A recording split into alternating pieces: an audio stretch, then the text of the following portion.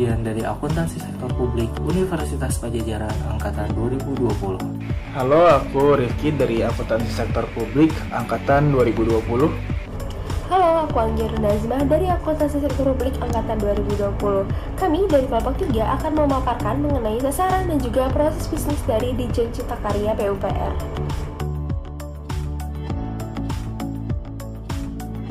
Sasaran Direktorat Jenderal Cipta Karya merupakan bentuk tindak lanjut dari sasaran strategis Kementerian PUPR tahun 2020 hingga 2024 yang tercantum dalam rencana strategis PUPR. Direktorat Jenderal Cipta Karya mendukung pencapaian strategis poin ketiga, yaitu meningkatkan penyediaan akses perumahan dan juga infrastruktur permukiman yang layak, aman dan juga terjangkau. Dalam rangka menjawab sasaran strategis tersebut, maka dibuatlah sasaran program Direktorat Jenderal Cipta Karya, yaitu meningkatkan pelayanan infrastruktur, perumahan, dan permukiman yang layak dan aman. Sasaran program tersebut dituangkan dalam 5 sasaran kegiatan utama. Di kegiatan yang pertama itu terdiri dari 3 sasaran. Yang pertama, meningkatkan keterpaduan perencanaan dan juga kualitas kawasan pemukiman. Lalu yang kedua, meningkatkan kualitas penyelenggaraan bangunan gedung dan juga penataan bangunan. Lalu yang ketiga, ada meningkatkan kualitas sarana dan juga prasarana olahraga dan juga pasar. Lalu di kegiatan yang kedua, itu ada meningkatkan kualitas sarana prasarana pendidikan.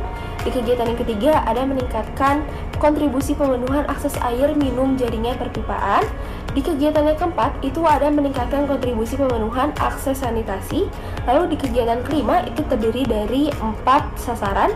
Yang pertama, ada meningkatkan kinerja perencanaan, pemrograman, dan juga evaluasi infrastruktur pemukiman.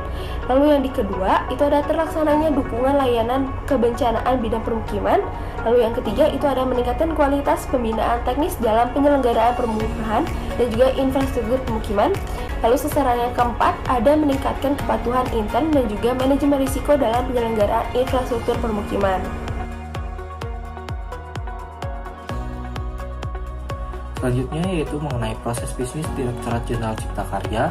Secara umum yaitu menyelenggarakan perumasan kebijakan, pelaksanaan kebijakan, penyusunan standar dan prosedur, pemberian bimbingan teknis dan supervisi, serta evaluasi dan pelaporan terkait aktivitas di bidang pengembangan kawasan permukiman, pembinaan penataan bangunan, pengembangan sistem penyediaan air minum, pengembangan sistem pengelolaan air limbah, dan drainase lingkungan serta persampahan. Lalu berikut ini dapat dilihat pada layar, terdapat bagian alir proses bisnis Ditjen Cipta Karya PUPR. Untuk inputnya ada anggaran APBN atau APBD, ada rencana strategis PUPR, ada rencana kinerja Cipta Karya, ada daftar isian penyelenggaraan anggaran atau DIPA. Lalu untuk prosesnya seperti yang telah dinyatakan sebelumnya, terdapat proses inti. Lalu untuk hasil outputnya nanti ada laporan keuangan Ditjen Cipta Karya yang dikonsolidasikan melalui PUPR. Lalu ada laporan kinerja dari Ditjen Cipta Karya. Untuk hasil berupa infrastruktur ada gedung dan bangunan, irigasi dan jaringan, serta infrastruktur lainnya yang telah dilaksanakan atau dibuat oleh Direktorat Jenderal Cipta Karya.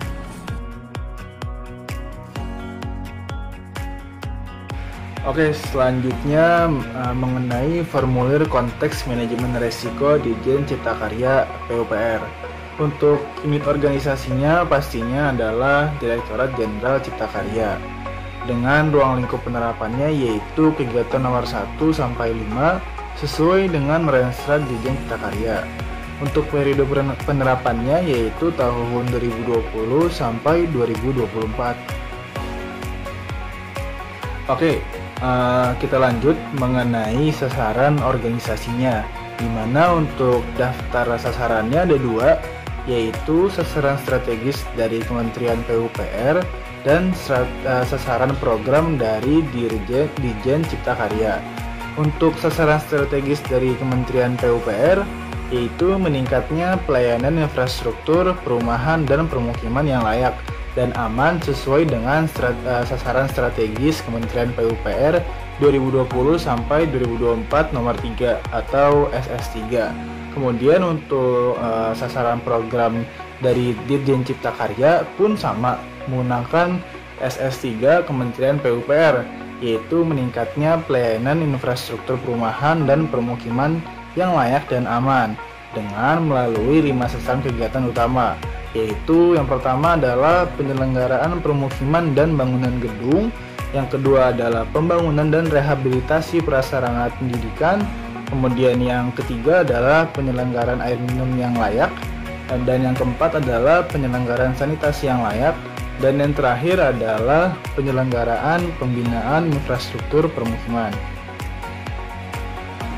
Untuk daftar pemangku kepentingannya atau stakeholder pada Direktorat Jenderal Cipta Karya PUPR yaitu ada 4. Pertama adalah Kementerian Keuangan sebagai pemberi dana kepada Ditjen Cipta Karya PUPR. Kedua adalah Badan Pemeriksa Keuangan atau BPK selaku unit pengendalian aktivitas entitas auditor eksternal Ditjen Cipta Karya PUPR. Kemudian yang ketiga adalah Kementerian Pekerjaan Umum dan Perumahan Rakyat atau PUPR itu sendiri selaku organisasi induk yang menaungi seluruh urusan dan tanggung jawab dari kinerja keuangan dan operasional Ditjen Cipta Karya.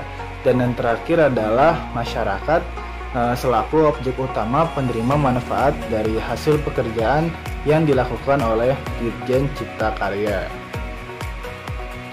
Untuk struktur unit pemilik resiko pada Ditjen Cipta Karya PUPR ada 8, yaitu Sekretariat Direktorat Jenderal, kemudian Direktorat Sistem dan Strategi Penyelenggaraan Infrastruktur Pemukiman, kemudian Direktorat Bina Penataan Bangunan, kemudian Direktorat Air Minum, lalu ada Direktorat Pengembangan Kawasan Permukiman, lalu Direktorat Sanitasi, dan yang terakhir adalah Direktorat Prasarana Strategis. Dan untuk tugas-tugasnya bisa dilihat dari tabel yang tertera.